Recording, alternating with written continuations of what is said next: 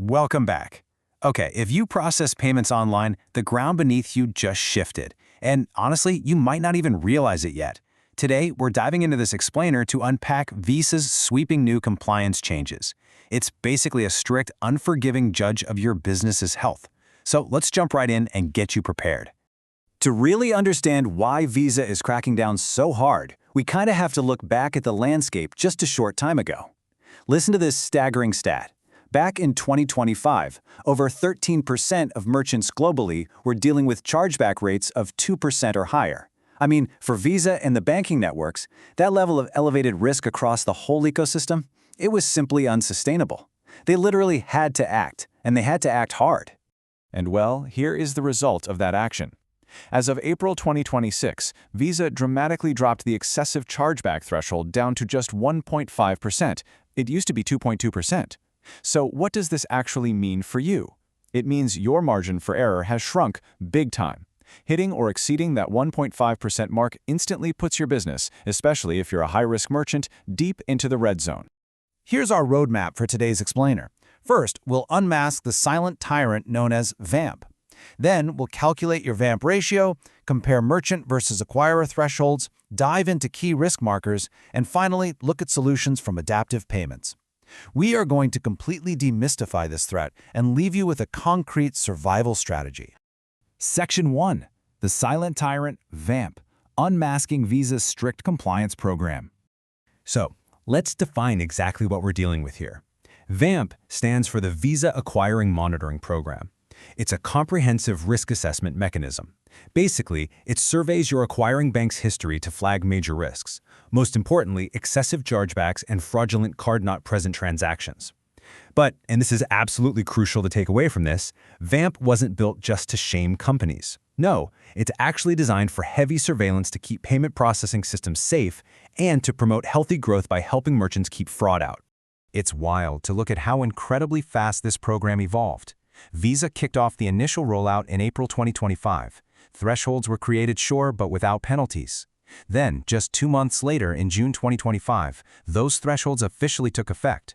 By October 2025, the grace period was completely over. Penalties and fines were in full swing.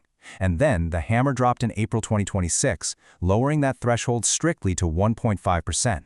You know, if you were being a little relaxed about your numbers before, this timeline pretty much proves you no longer have that luxury. Okay, Section 2. Calculating your VAMP ratio, demystifying the math behind the risk. Now don't worry, this isn't complex calculus. VAMP basically creates a picture of your risk profile by tallying up your fraud and dispute history against your total transactions. Visa looks at your TC40, which is just industry speak for your monthly count of fraudulent card-not-present transactions.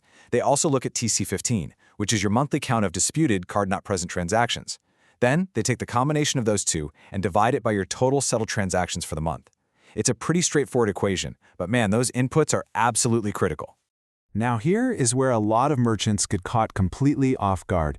You really need to beware the double offense, because VAMP combines both the initial fraud reports, that TC40 metric, and the final chargeback disputes, the TC15 metric, into the exact same formula. A fraud attempt that ultimately results in a chargeback actually gets counted against you twice. It's crazy, right? One single bad transaction hits your ratio with a double whammy, accelerating how fast you hit that 1.5% limit. Moving on to Section 3, Merchant versus Acquirer Thresholds, Drawing the Battle Lines. So, why does VAMP break these thresholds up? Well, it's because your fate as a merchant is inevitably linked to your acquirer. Notice how merchants are judged on real-time events. You have to stay under that 1.5% threshold to avoid some really costly fees. Acquirers, on the flip side, are scrutinized on their entire merchant portfolio. Visa is basically asking the bank, hey, how are you handling accounts with excessive thresholds? If the acquirer fails that test, they face remediation plans and strict advisory periods. This is exactly why an acquiring bank won't hesitate for a second to drop your merchant account if you become too risky. Your chargeback problem instantly becomes their VAMP problem. Let's talk about the painful financial reality of these violations. If your ratio lands in the zone between 0.5% and 0.7%, it's $4 per penalty. But if you cross into the excessive zone, meaning anything greater than 0.7%, you are getting hit with an $8 fine per dispute. And remember, that is on top of whatever standard chargeback fees you're already paying. These per-event fines scale incredibly fast. Honestly, they can easily bleed a growing business dry. All right, Section 4. Key VAMP risk markers, or as I like to call it, the checklist of doom. Take a really close look at this list, because you need to address these weaknesses long before actual disputes ever appear. These are the red flags VAMP is actively hunting for. Excessive chargebacks and high fraud ratios, yeah, those are the obvious ones. But what's really fascinating here is that even seemingly positive business events can trigger a penalty. Notice rapid growth or abnormal spikes? To you, that's just a killer marketing campaign, but to VAMP, it looks highly suspicious. Also, look at that last point, unclear billing policies. If you offer free trials with kind of weak disclosures, causing customers to dispute charges just because they were confused, VAMP is going to flag you for sure. You've got to monitor these markers constantly. Finally, Section 5. Solutions from Adaptiv Payments, your dedicated risk companion. I absolutely love this quote from the source material. Think of a payment processor as your risk companion. Listen, if you're operating in a specialized high-risk industry like telehealth, CBD, travel, firearms, you name it, you simply cannot do this alone. You need a processor with specialized knowledge of Visa's ecosystem to survive. The right provider doesn't just process your transactions, they actively step in to increase your chances of staying VAMP compliant. So how do you actually put this into practice? Well, Adaptiv Payments offers some very specific, proactive tools. Step 1. You utilize their built-in alerts to catch digital fraud early. Step 2. You rely on instant notifications the second your fraud ratios start inching too high. That way, you can literally stop the bleeding before the month even ends. And Step 3. You consult directly with their processing experts. Sometimes staying under that 1.5% threshold is as simple as making a quick design change on your checkout page or clarifying your messaging to stop customer confusion. By catching these small but mighty flags in real time, you're making changes that VAMP actually recognizes and rewards. Which brings us to the single most important question you have to ask yourself today. Is your business ready for VAMP?